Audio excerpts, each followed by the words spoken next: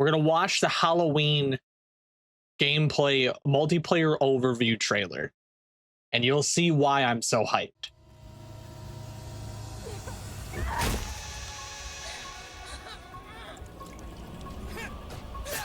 This looks so damn good. It looks so good. Multiplayer in Halloween is a 1v4 asymmetrical horror experience that pits the residents of Haddonfield against the shape of pure evil, Michael. So that's the biggest thing, is it's 1v4. It's no longer 1v like 9 like the Friday the 13th game was. It is 1v4. So it's very Dead by Daylight. Like very Dead by Daylight. By the way, this came out 2 hours ago. So this is new. This is fresh. Myers. In this quintessential slasher simulator, our playable cast of civilian characters desperately attempt to save their neighbors and themselves from the omni.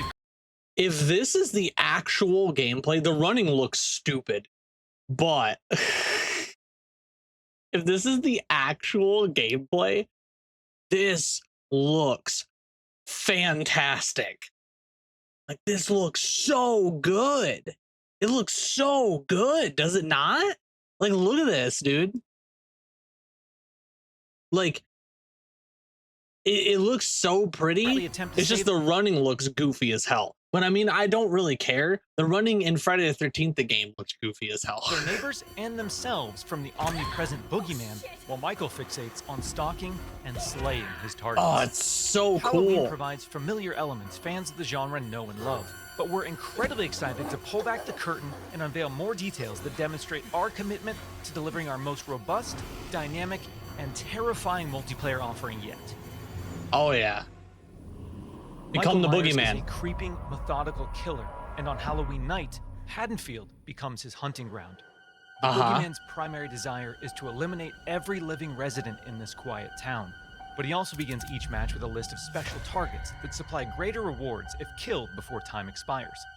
These unfortunate residents are positioned across various sites in the map, and Michael players are empowered to use their nightmare suite of abilities to locate, terrorize, and ultimately execute their victims and anyone bold enough to interfere with their bloodthirsty ambitions.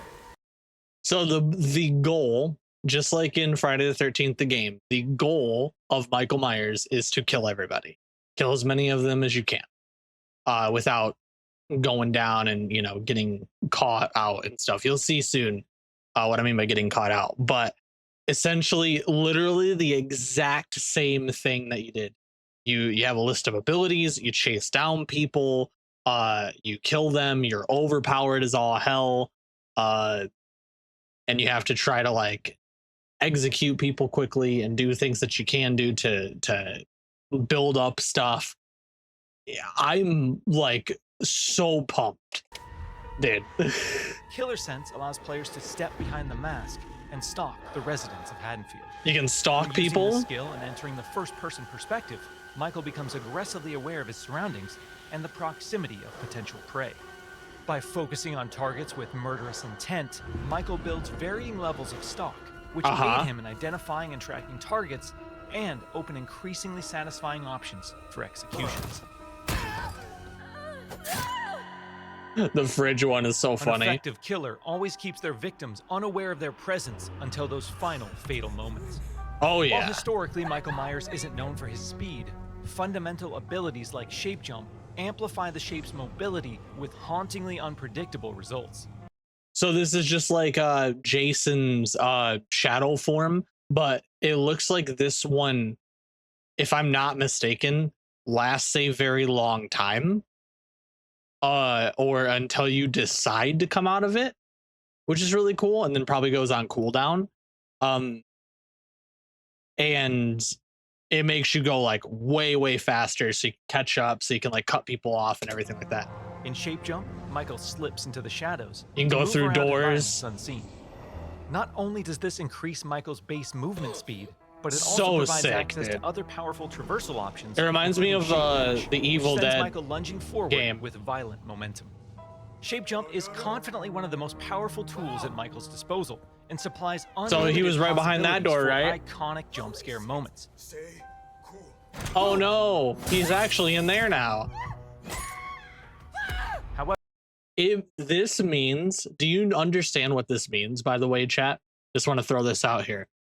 This means that when we play this game with friends, I get to jump scare the ever loving shit out of everybody. And that makes me happy. That is exactly what I want to do. It's what I love doing as Jason. I didn't even care if I lost. The biggest thing, even in Dead by Daylight, like when I played Scratch Me or Myers, old Scratch Me or Myers, all I would do is, I don't care if I lose, as long as I scare the ever loving shit out of you, that's my goal. And this game lets me just do that. And it's so fun. Like, that's so fun to me. that potency comes with a few major caveats. Our masked antagonist can only enter and exit shape jump while in the cover of darkness. So he cannot do it. He cannot do it in front of somebody or in light for the residents of Haddonfield at all. But Michael can work to remove sources of illumination by shutting off lights, cutting power, and he works in the darkness, and even which is pretty sick. Temporary blackouts. That's pretty sick. Also, Despite hi Healy. The unquestionable malevolence of Michael Myers, his horrifying homecoming to Haddonfield won't be welcomed without resistance. As the body count climbs and evidence of the boogeyman's presence becomes undeniable, local authorities, residents, and distinct playable civilians may decide to gather weapons and face off against evil itself. So you can fight him. Michael knows his way around sharp objects and will have multiple options for melee combat encounters. And then he can fight back. Persistent Haddonfieldites do manage to get the upper hand in an exchange. But you don't die. Just like Jason. We've said it once and we'll say it again. You can't kill the boogeyman. Which is so cool, Michael dude. swiftly endeavors to turn Haddonfield. One of the biggest things about any of these horror games, and it's something that I want to point out 110%. The biggest thing about these types of games is that the only way they work is if the killer feels unstoppable. You need to feel like you are actually in danger at all times. Because if you don't, and it's just, oh, it's very easy, I can just shoot Michael Myers in the head and it's over, then it just feels like a competitive game when it shouldn't feel like a competitive game. It should feel like a genuine horror experience. So I already, just by looking at that little bit, it makes me so curious as to what other abilities he's going to have, because I'm sure that's not all of them. Same thing with Jason. Jason didn't just have like one or two abilities. He had like a whole thing of them that were really, really interesting. Like it's cool that you can cause blackouts. It's cool that you have to like hide in the shadows. So there has to be strategy to it instead of you just mindlessly walking up and killing people.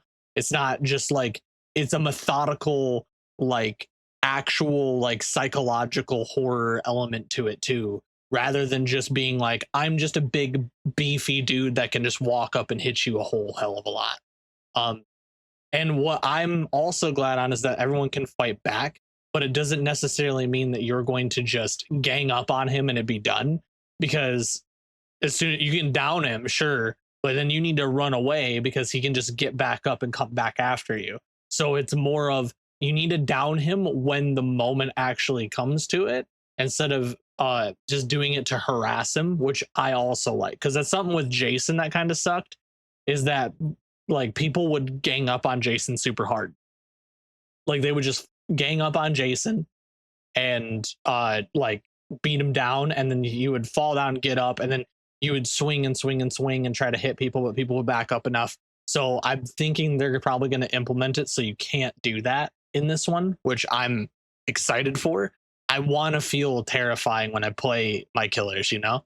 Into a graveyard. But Survivors, I'm also really excited to play Survivor at this too.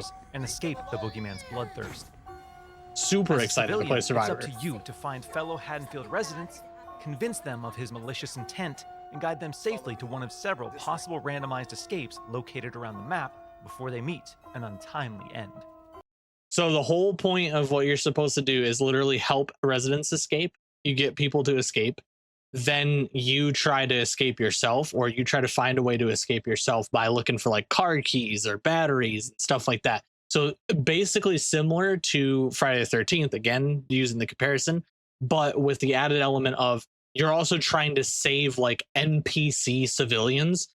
So Michael Myers doesn't kill them first, right? Which I also think is really cool. That gives an element to the game where it's like Myers has to go around and actually actively kill his uh targets that he has, and not just like, again, go in and just start hacking the session. Like, I'm sure he can, but I bet there's consequences to you doing that.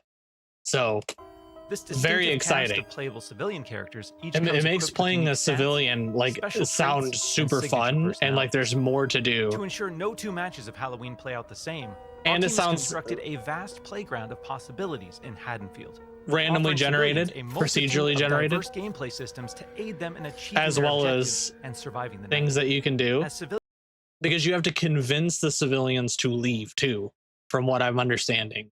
So I bet you probably have to talk to them and then help them out, and then they'll go with you or something like that. So there's like tasks. So it doesn't feel like straightforward, like, okay, we're just going to take you over here and you're going to leave. You're going back to help everybody and then you're escaping. I wonder if it's more you need to help as many as you can and then you need to leave kind of thing. Which so exciting, dude. navigate these environments. They'll uncover points I'm of interest, pumped. revealing resident NPCs. I've been lootable waiting for containers, this for hiding so places, long. telephones, possible escape routes, and more. Thoroughly and cautiously exploring your surroundings could very well mean the difference between life and death. Stab him in And the when death eye. comes to your So you little got town, shivs. It's probably not a bad idea to head to your neighbors and contact the local authorities. Civilians are tasked with tracking down Which surviving this is something else residents that's and really, warning really them of cool. the looming threat. Successful conversations with residents can permit civilians to request additional calls to police, commands to find secure hiding places, or companionship as they navigate the formerly peaceful streets of Haddonfield. Should we stick together? Maybe we're better as a team. So you have a companion and you can convince him to do other things. So you can make him go do something else. You could tell him to wait, not follow you, or tell him to go find an escape. Like, there's actual shit that happens Whether it's a local family with them, friend or so the they're not authorities, just standing there's around. safety in numbers. Once the innocent And there's residents of police. Haddonfield have been located and persuaded, it's time for the civilians to plan their harrowing escape. Lootable containers scattered throughout the map contain weapons, distractions, and key items that can be used to unlock and access a variety of possible escape routes. So cool. The location of these items and escapes changes from match to match, so civilians greatly benefit from adjusting their strategies based on the objects uncovered. It's also worth noting that initiating these escape sequences generates a tremendous amount of noise, which will alert Michael to your exact location. Same thing with Jason. So what happens in the likely event that a civilian becomes another display of Michael's wretched, inhumane nature? Well, their Haddonfield story isn't over just yet. Even in death, Which is something they can I support very their much friends appreciate. and even return as a sheriff's deputy or the unrelenting Dr. Loomis. So if you die as a civilian in Friday the 13th, when you died. Like, you had a chance to come back as Tommy, but when Tommy died or when that happened, it was done. But in this one, it's like you can come back as a sheriff, like a cop, or as this main guy, Dr. Loomis. Like, you actually have the ability to come back and help, and you can help out in death too. So I love that they built on that, meaning that it actually is like important. What I'm worried about, and this is the one thing I really hope is not the case, I really hope there's a fog of war kind of thing with the dead person. So when you die, you don't know where Michael is. So you can't be like, oh, I'm a ghost and I'm telling you that Michael is right nearby. Like, that would really suck. That would like ruin it completely. It would be really cool if they didn't have a clue where Michael was, like, and just can help out, like, from the shadows, so to speak. Like, maybe they'll turn on a light when they know when you're getting attacked by Michael or something. I don't know, like something kind of ghostly, but not to spoil where it is. Because if people are communicating in a call, they're just going to call out where he is, and it's going to suck dick. Once they've re-emerged upon the streets of Haddonfield, they can cooperate with the remaining civilians and responding officers to try and put a stop to Michael's murderous rampage. Freeze where you are, Michael. You're coming with me. While he can't be killed, with enough community resistance, the proper equipment, and sheer manpower, he can be detained and shipped back to Smith's Grove Sanitarium. So Michael can lose by not killing anyone or by being arrested, genre-defining legacy, and our which mission is has sick. been to bring the film's unsettling sense of dread to our asymmetrical horror. This is gonna be so good, By dude. empowering players to control the tension and stage the scares, we're building a multiplayer experience designed with replayability at the forefront. We'll have more details to share regarding character progression, character traits, It's gonna be customization, so proximity good. chat, and more. And they're gonna thrilling have, replay. this is the biggest thing. They're gonna have character progression, right? They're gonna have character traits, which is sick. So that means everybody can build, like, have builds. They're gonna have customization, which is what Friday the 13th lacked. And Friday the 13th had proxy chat. This is also going to have proxy chat, because that's the only way this game is going to be so much fun, is being able to hear everybody screaming and running and hearing someone going off in the distance. Bro, when I was a survivor in Friday the 13th, I would literally like hot mic and just talk to myself in a building with nobody around. And I would talk about like, oh man, I can't wait to go outside and kiss Becky today. And someone would walk by and be like, what? And I'd be like, oh, hi. You know, like it's just like being able to immerse yourself into it. And it makes it more fun that way. Is it like, because I used to love like embodying the killer when I play killer. I love doing it. So when I chase people down, I can actually like talk to them and embody it and like make them upset or like make them, you know, scared. And it's just so much fun and being able to like, rah, you know. So I'm very, very excited for this. In the coming months. Absolutely excited. Join us when Halloween launches on September 8th, 2026. That's the biggest thing. There's stupid fucking little videos in the way right here, but it's coming out September 8th. You want to know what's really funny, chat? Want to know something super fucking funny? My 5-year anniversary is the day before this comes out. So what if for the subathon, I grab some people and we play this on the 8th for sure for the anniversary? 100%. 100%. And we play the shit out of it. I want to play. I hope there's like, if you do a lobby with people, like you can randomize killer, sure. But I hope it has a system. This is one thing I really, really want. It has to have a system where you play as killer, and if you get it twice in a row, that you can't get killer until someone else has killer, like a rotation system, right? So everybody has a chance to play as Myers, and people can pass their chance to play as Myers and stuff like that. Like that would be cool. I think that would make it a lot better. If not, I would want to play Myers a lot, and then I would want to play Survivor a lot. No, thank you. What do you mean, no, thank you? But I'm so excited. I'm so excited for Halloween. It's gonna be great. It's coming out before Halloween, and it's coming around my 5-year anniversary. So I will 1000% be playing this game. There's nothing that's gonna stop me from playing this. I'm gonna find people and hopefully enjoy playing the absolute shit out of this like I did Friday the 13th.